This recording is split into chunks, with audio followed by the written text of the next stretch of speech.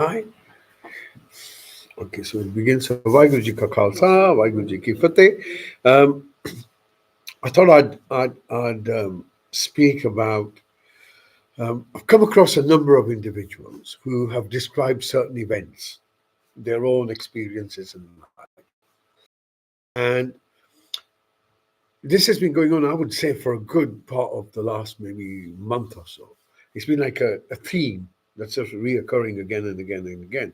And so individuals will have had experiences where they are um, where they feel they've lost some level of control. Um, um, they may become very highly aroused in terms of anxiety or feel that there is something going on around them. There are others who will say, I am sure I saw someone in my room, and then it disappeared. And then there are others who will say, I was walking my dog and I saw some aircraft, and I thought it was an aircraft, but it actually turned out to be X, Y, and Z, whatever. There's a whole menu of these events that people are talking about, a whole menu.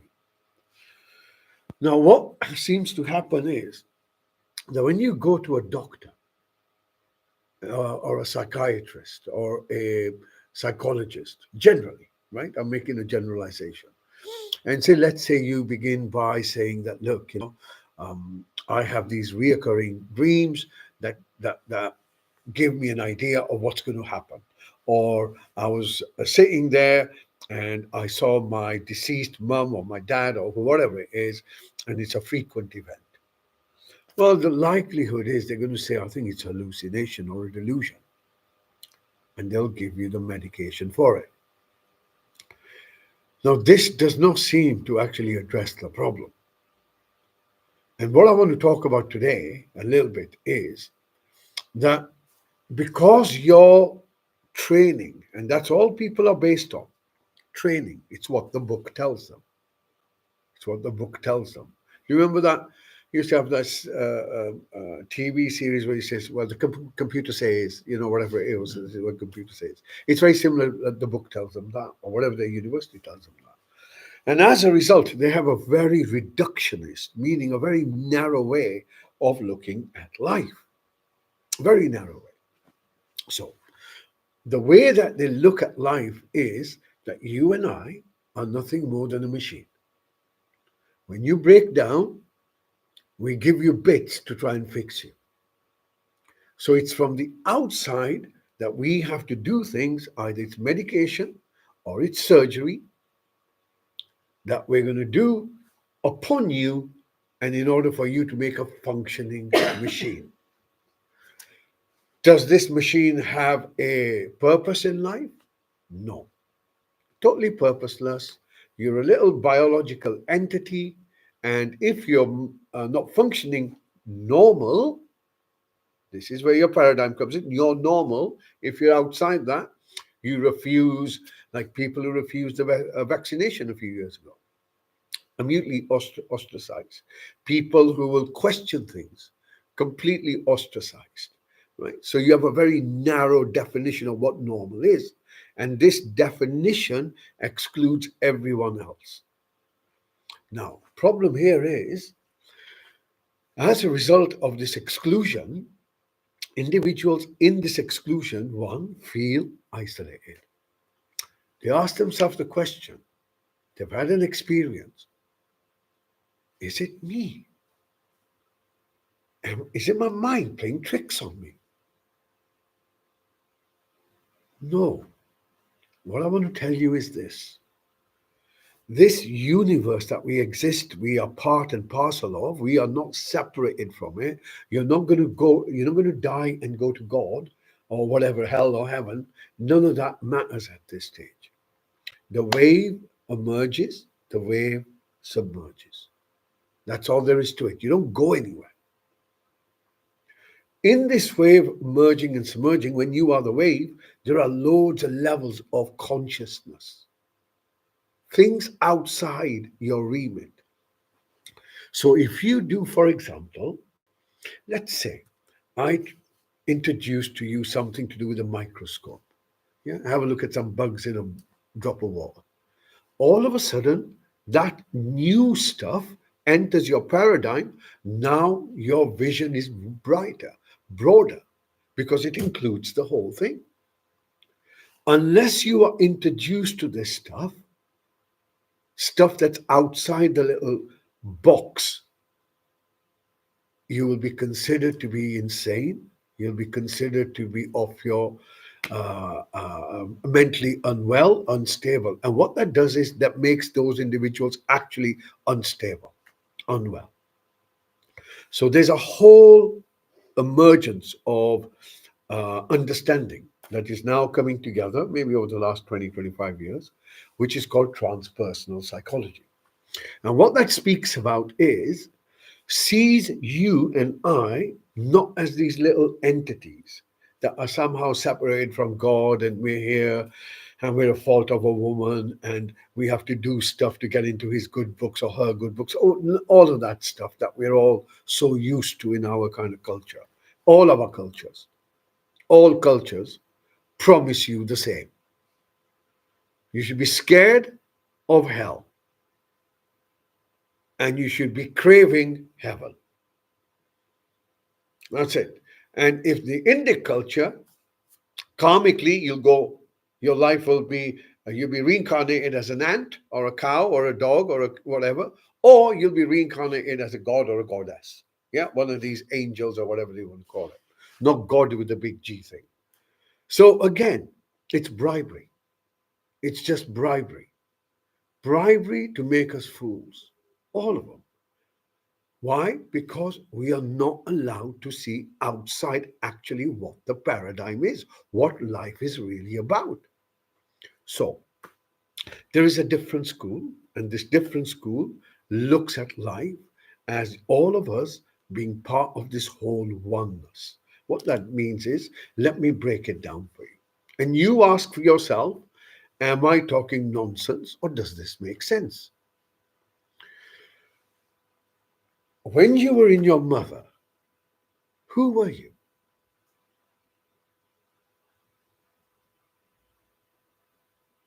If we were to take your thoughts away,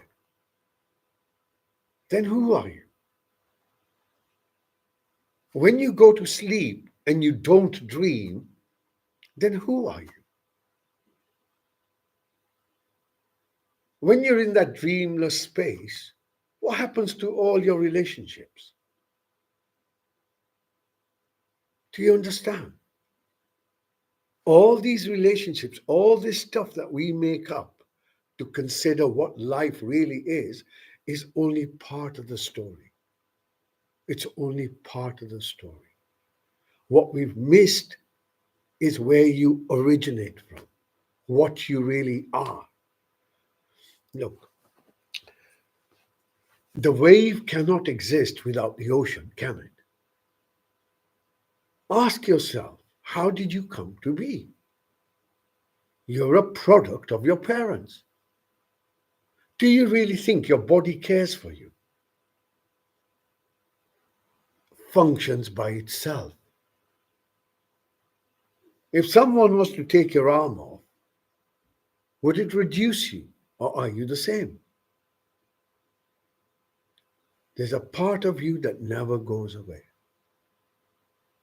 Undying, always aware, always here. This part is your essence. And to get to this part, we need to go beyond this normality.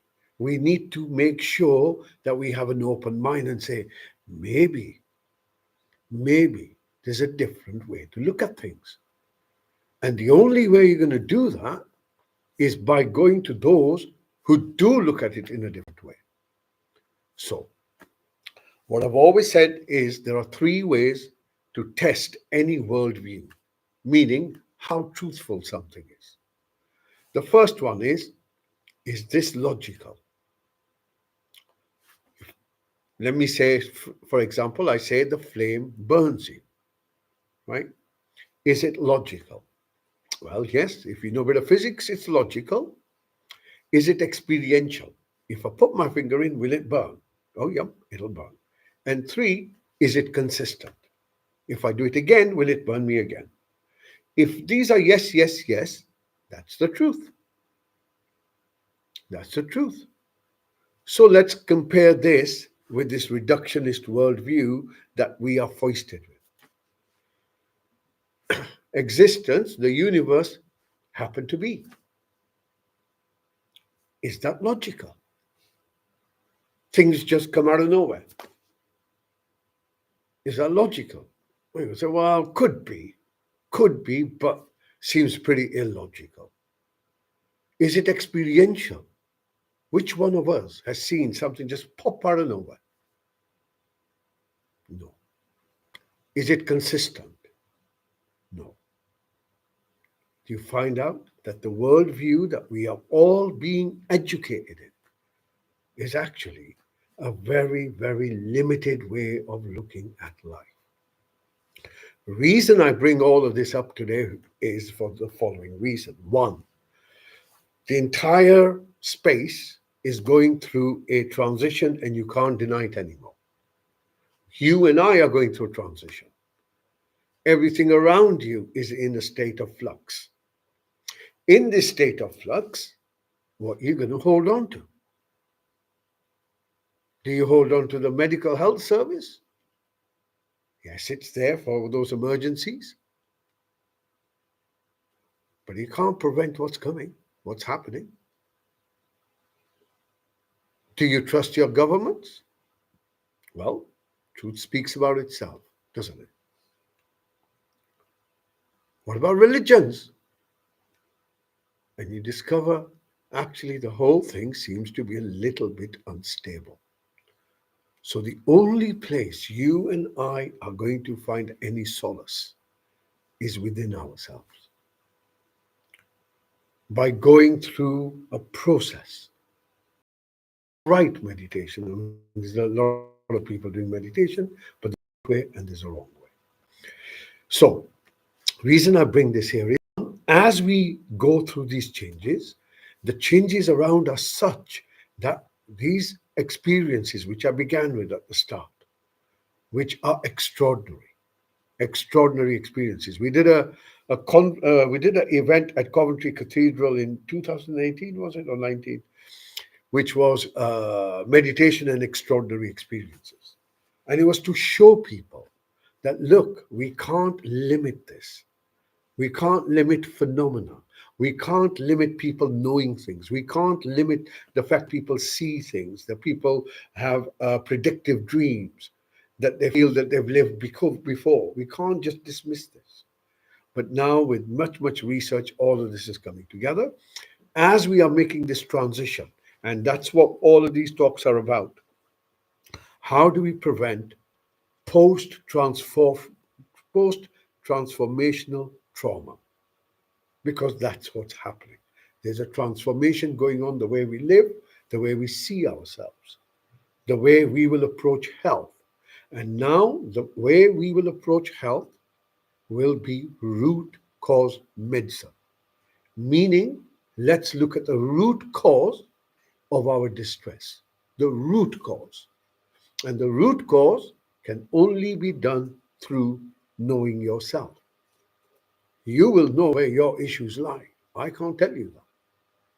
But if I can provide you with a stability and a process and the guidance with the right people, then anyone can do it. And that is what is now needed for us to move in ourselves, and two, to drop that normality and say everything is possible. And I would give one piece of advice for anyone who's having any extraordinary events, and there's many different types. Start jotting them down. Start recording them. Whether they're dreams, whether they're lucid dreams, whether you feel you've seen someone or felt a presence, begin to jot them down. Because you are the evidence. You are the evidence, and it cannot be dismissed. In time to come, it can be used to demonstrate that this phenomena is far more wider than we've ever given it any credit for, and therefore provide people with a bigger catchment. So we're able to address what are now termed as mental illness or mental disorder. No, psychosis, spiritual emergence, and spiritual emergency. All of us are seeds that are in the process of maturing. Yeah, this will take lifetimes unless you meet the right guidance along the way. Otherwise, it takes lifetimes. Like a plant, you plant it and it takes time for it to fruit. Same is with humanity, nothing else. In this process of maturing, part of it is our state of, so it's not that we evolve that instead of having two legs we'll have four legs and all that kind of Darwinian stuff. No, it's the evolution of your consciousness, of you recognizing what you're capable of doing, what you are. And what you are ultimately is so profound, and to have been given the birth of a human in order to discover that profoundness will be a missed opportunity unless we start challenging the narratives out there. And part of our process is to now start looking at this so everyone is able to, at least, if you don't need to believe anything, at least have an open mind, a more productive way to look at life for yourself and for those around you. So, transpersonal psychology is a growing phenomenon, a growing discipline, but it doesn't have enough evidence at the moment to demonstrate what I'm talking about. But those individuals and those traditions that have been practicing this for millennia will tell you one thing: the human life is a very precious moment, very precious moment. You are here for a purpose, not the purpose you and I think of. Your purpose is simply to know who you are. And to know who you are, you need to first know what you're not. And hence I say, when your name is removed, who are you? When you're not thinking, who are you?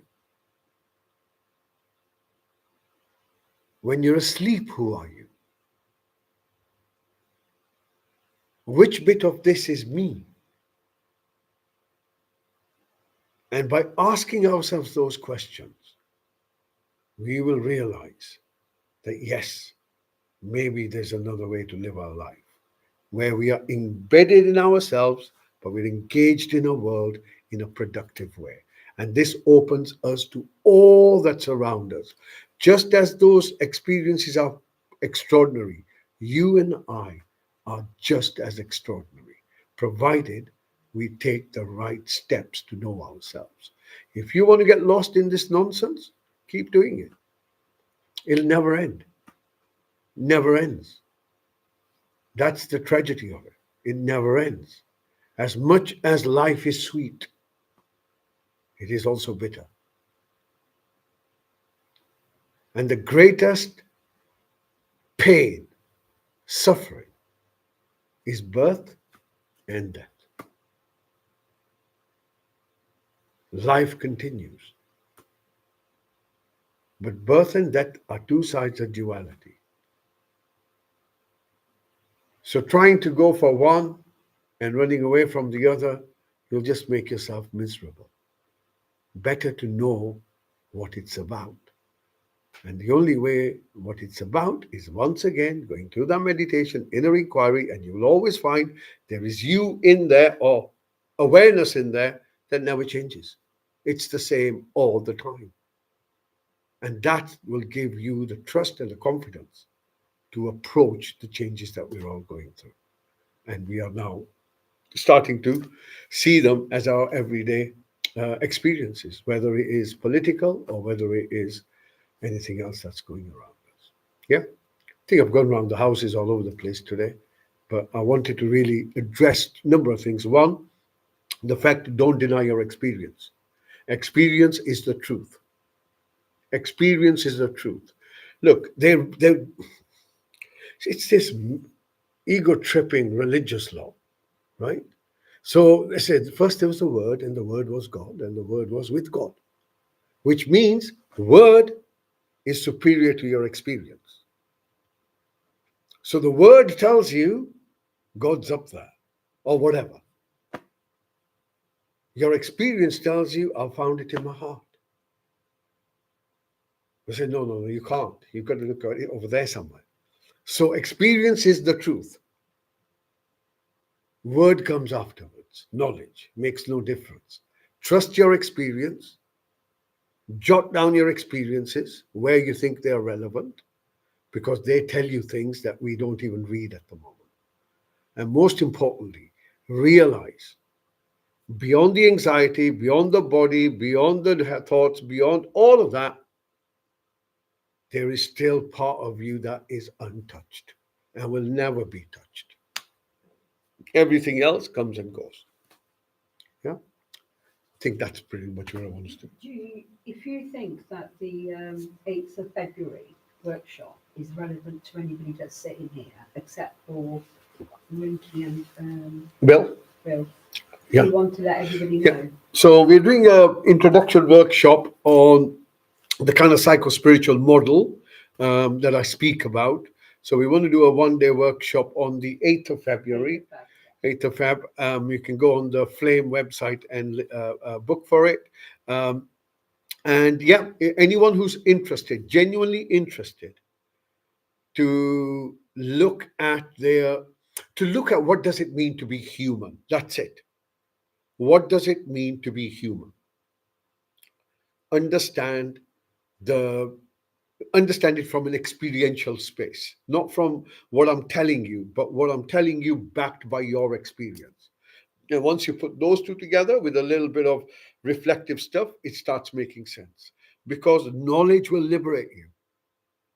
This wisdom that I'm sharing with people, you ain't going to get it out of books. You get it out of experience. And there are many who have this experience, but you don't have the language, unfortunately. So we have to repackage them in a language, in a totally different language, to make it more palatable to people to understand. So Goodman Psychology Introduction is kind of a certificate level introduction, 11 o'clock till 4 o'clock on the 8th of February. One and all, anyone interested in psycho-spirituality, what does it mean to be human, then that's the place for you. Yeah, if you're interested, just let me know. I can send you the link, and it's all there. Excellent. All right. Thank you very much. Okay, let's do some meditation, I think, after going through all of that.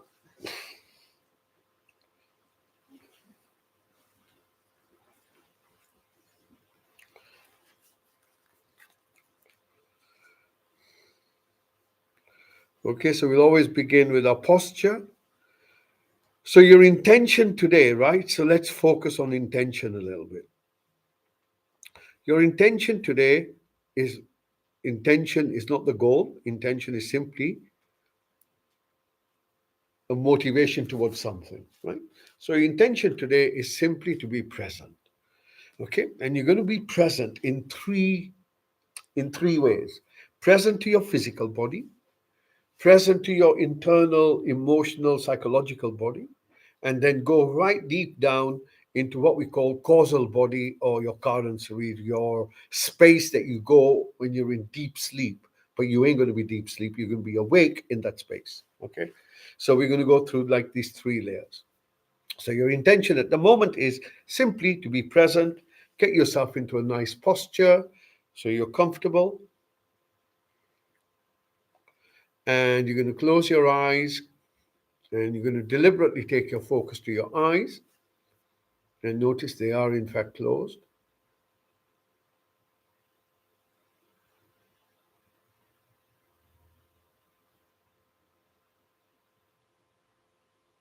And then you're going to pull your chin in so the back of your neck is slightly stretched. Pull your shoulders back. And as you draw your breath in, you're going to notice your posture. Okay, so just bring it to yourself. It's all to do with where you are right now.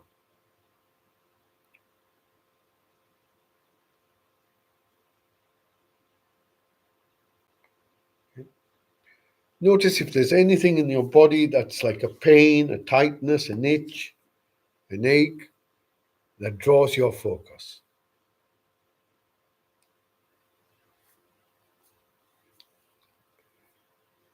And then when you're ready, bring your focus to the seat you're on and just allow yourself to be grounded, meaning located. So notice that the seat holds you.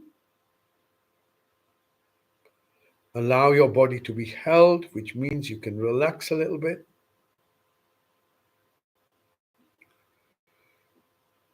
And what we're going to do now is going to imagine there's a hula hoop above your head. As this hoop comes down, it scans your body. And if you wish to see it like a force field, something that goes around you and protects you from all external experience. Yep. So allow the hoop to come down, pulling this curtain of light all the way down.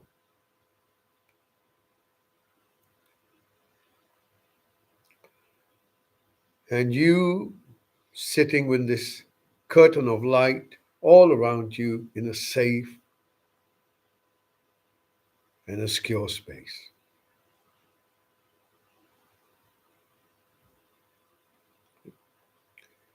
Next breath in, once again, move your focus to your seat. And you're going to notice that there are sensations where your chair, your seat makes contact with your body.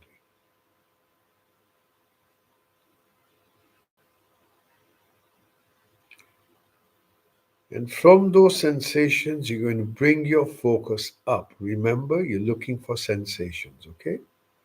So you're going to bring your focus up. Take a good look around your hips. And then gently moving this focus down your thighs, sensing all the way down towards your knees.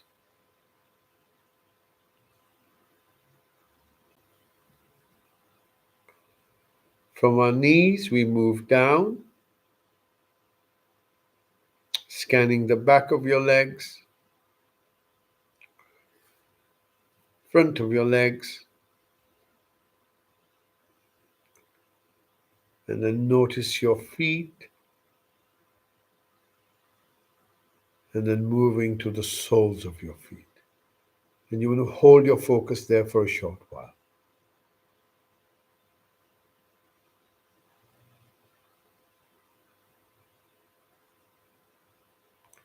Next breath in, you're going to bring your focus back to the seat you're on. And again, allow yourself to be held, to be supported.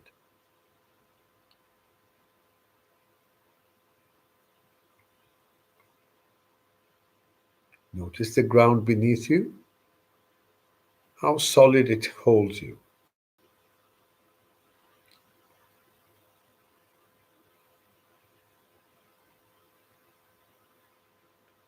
And then from your lower back, you bring your focus gently up towards your middle back. Again, scanning for sensations.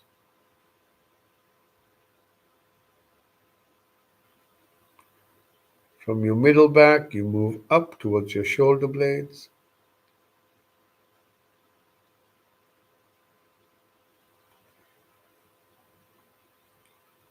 Moving to your shoulders.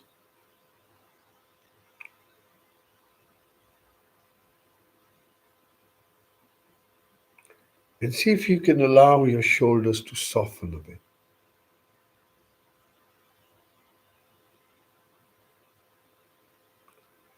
And then from our shoulders, we allow this awareness to drift down towards our elbows.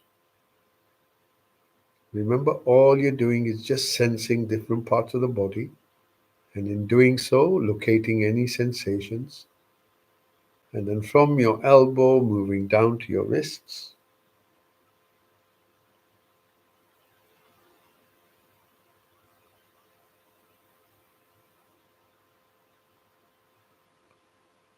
And then notice the palms of your hands and see if you can hold your focus there for a short while.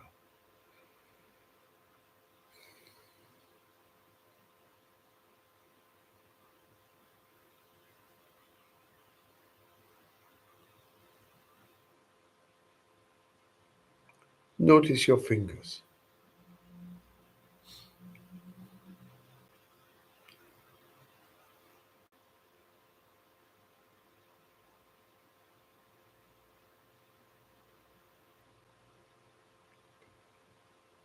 And then gently bring your focus towards your eyes.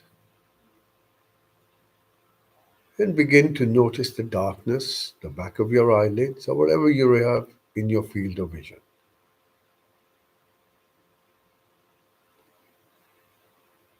Notice that you are, in fact, awareness.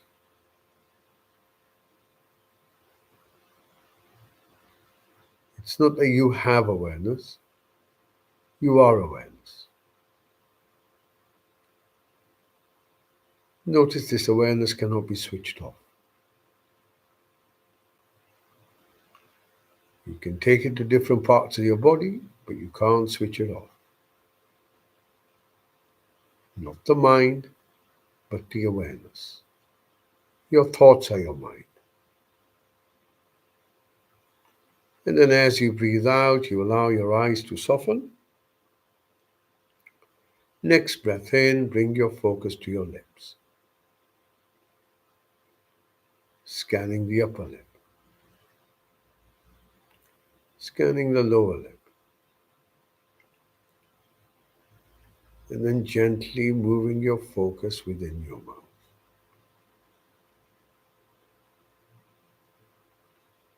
Notice the sensations within your mouth, on the roof of your mouth,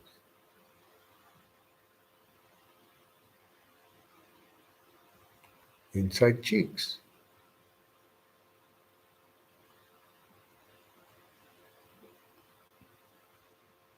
Notice your tongue.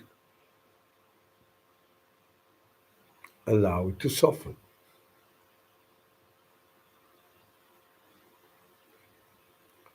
Allow your jaw to soften, enabling your body to relax, to soften.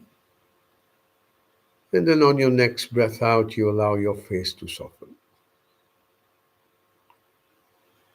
Next breath in, once again, become aware of your body as best as you can.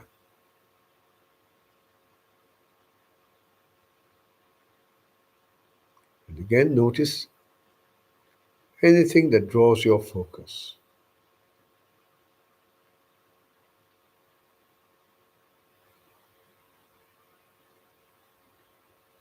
Gently bring your focus beneath your nose and begin to watch your breath.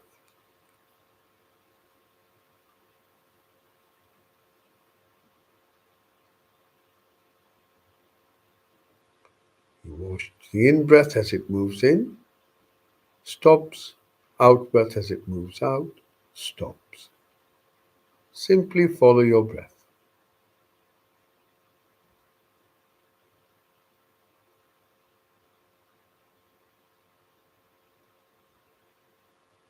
Allow your breath to breathe by itself.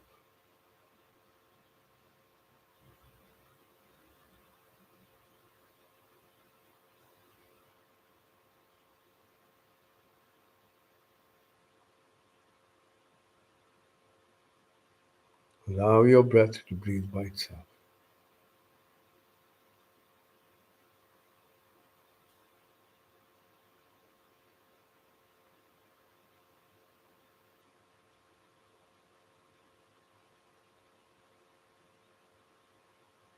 Stay with your breath.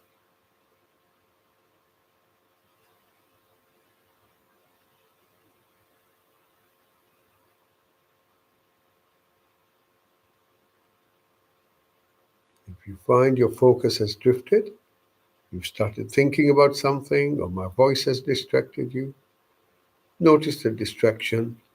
Gently, firmly come back to your breath.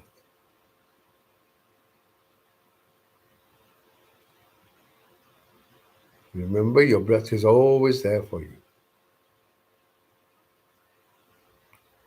We simply have to connect our focus with our breath, and the mind begins to calm down.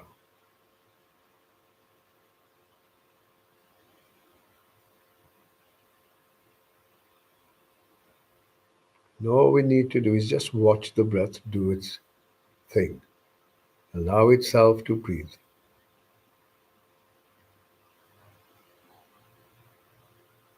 Let go.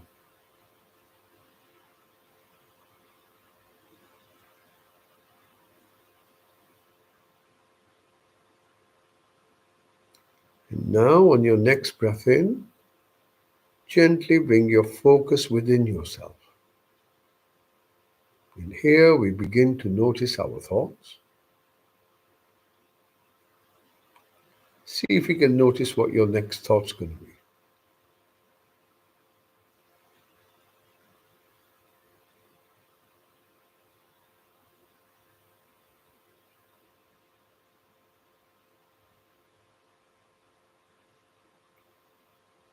Gently bring your focus to the chest, holding it at your chest, and begin to notice the movement of your chest in rhythm with the breath.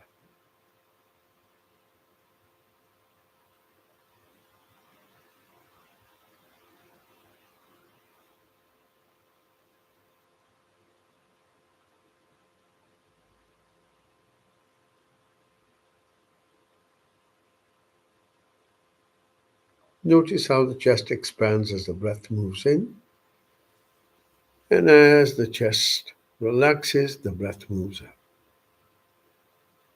Your focus is on your chest.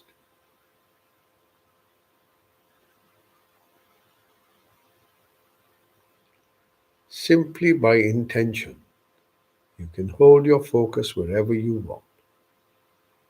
That's your capacity, that's your power.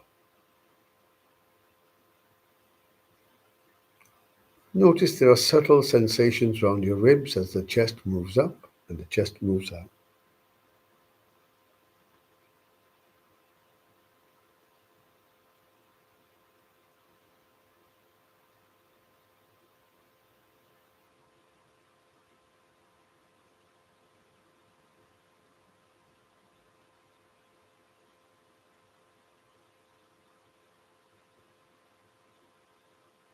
On your next breath in, bring your focus a bit deeper into yourself, where your heart ought to be.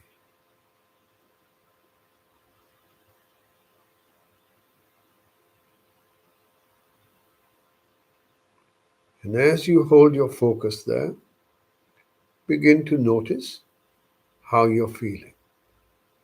Do you feel comfortable? Do you feel uncomfortable?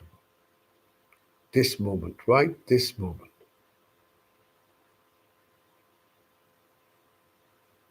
Allowing your body to reset itself. Do you feel comfortable? Do you feel uncomfortable? Is this moment peaceful? Or do you feel irritated?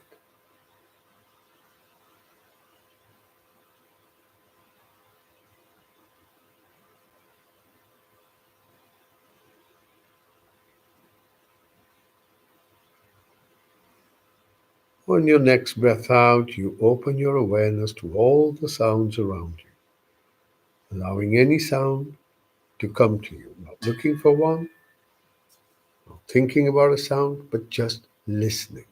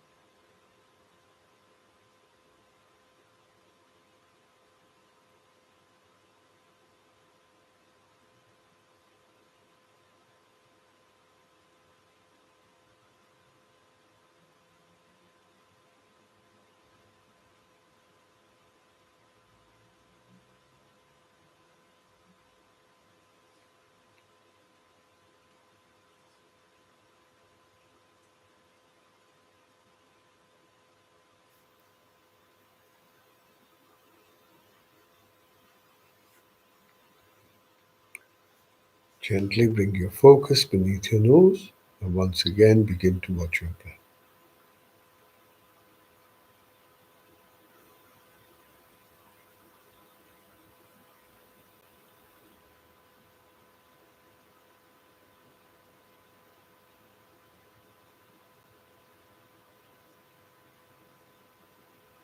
Now, as we begin to follow our out breath all the way till the end,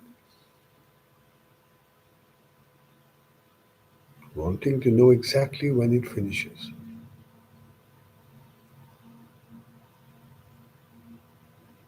Following your out breath all the way till the end.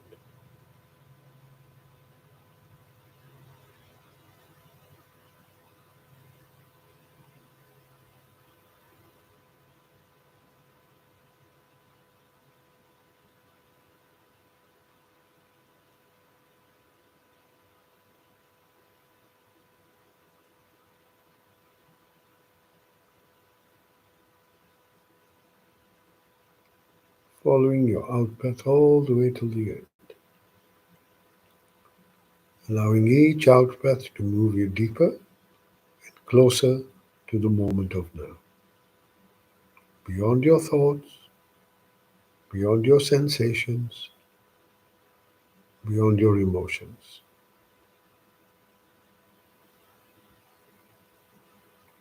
Following your out breath all the way till the end. Moving closer and deeper into the moment.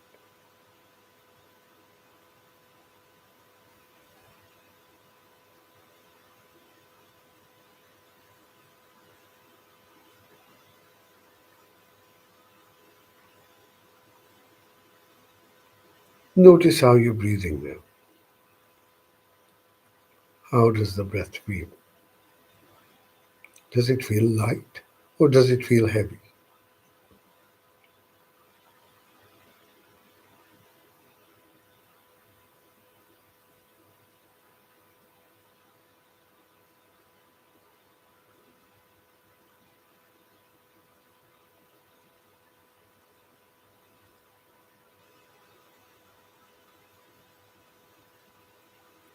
Does your breath feel warm or does it feel cool?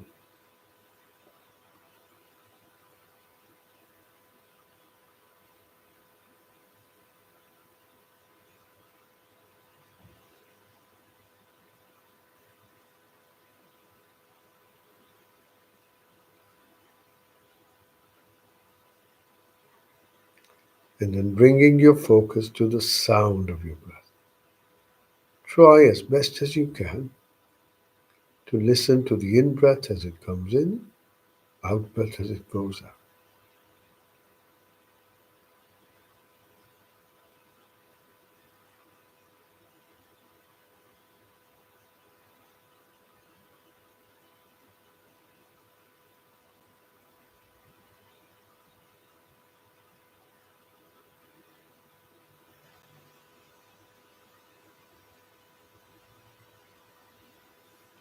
Listening to the in breath as it comes in, listening to the out breath as it goes out.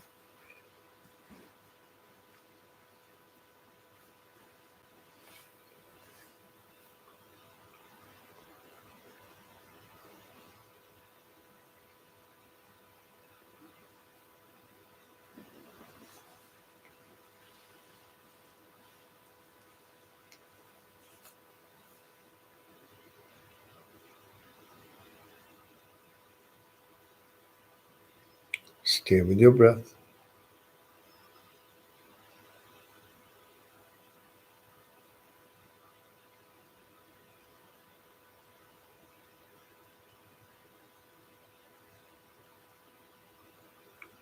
Remember, you're listening to your breath.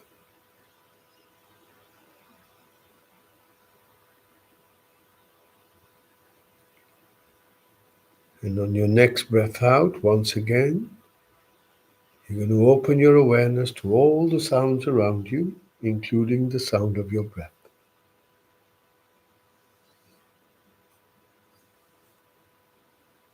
Listening and allowing the sound to take you deeper into your causal state.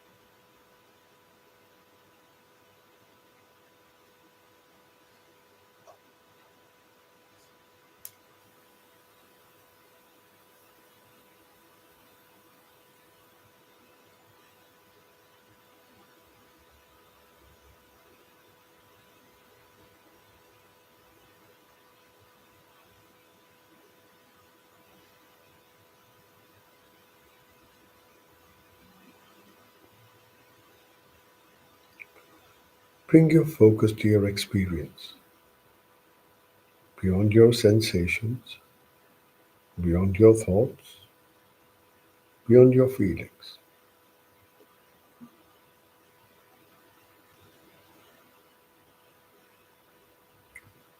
Notice the absence of time, the presence of peace, stillness, silence.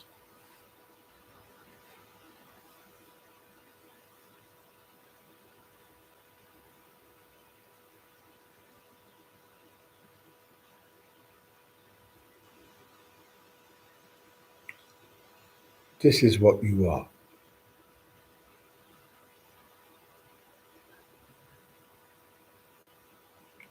Neither thoughts, nor the sensations, nor the feelings, but stillness, silence, peace.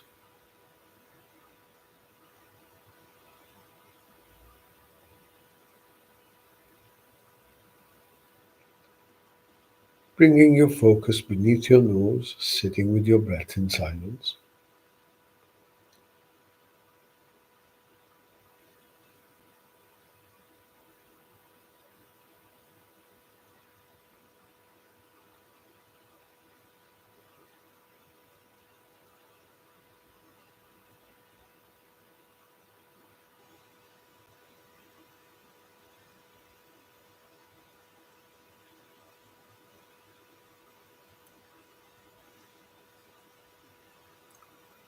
On your next breath out, once again expand your focus to include your whole body as best as you can. Notice how the body feels, coming back to your sensations.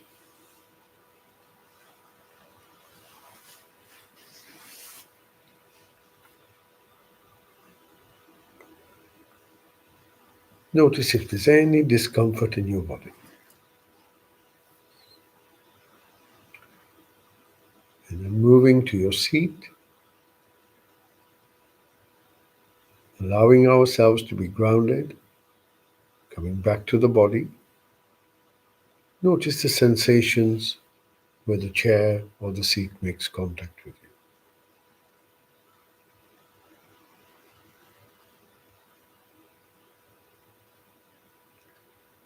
From those sensations, move to your hips, and then allow this awareness to drift down your thighs, slowly becoming aware of your thighs, moving down to your knees, and then gently moving down your legs. Take your time, allow your awareness to truly embody you. And then from your ankles to your feet, and then once again, we go to the soles of our feet and we stay there for a short while.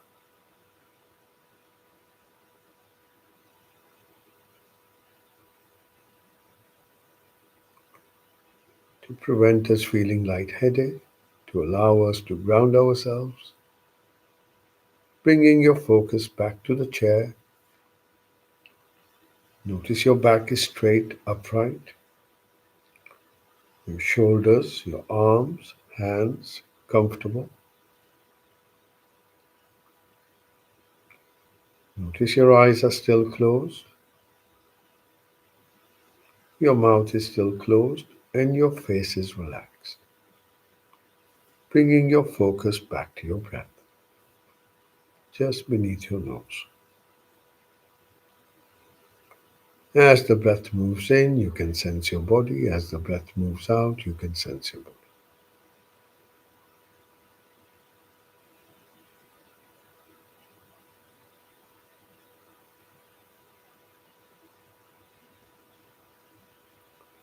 As the breath moves in, you're calm. As the breath moves out, you're calm.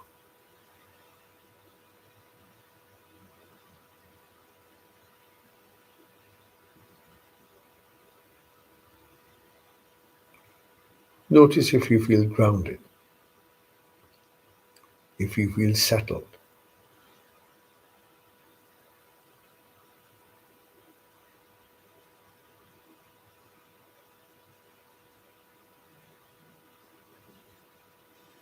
Do you feel at ease? Bringing your focus to how you are experiencing this moment. Acknowledge it.